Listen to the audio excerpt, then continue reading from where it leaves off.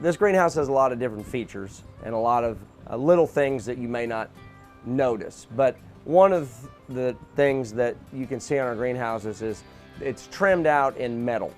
We do that for a number of reasons. The first greenhouse I built did not have metal trim. It was ugly. It needed something extra, and it wasn't as strong. And my father-in-law had worked with metal his whole life, and he was really the one that encouraged me to start trying metal trim on the greenhouses, and boy, it made a difference. So now in all of our greenhouses you'll see metal trim packages, and it serves two purposes. One, it's there for aesthetic reasons. It's pretty. It gives a contrast to the greenhouse. It pops. It gives it some more color, and so we do it for that reason. But the other reason is structural integrity. It makes it stronger. It helps hold the panels on.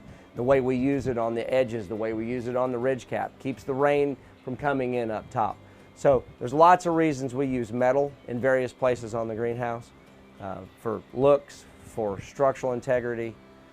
Those are the main reasons we use it.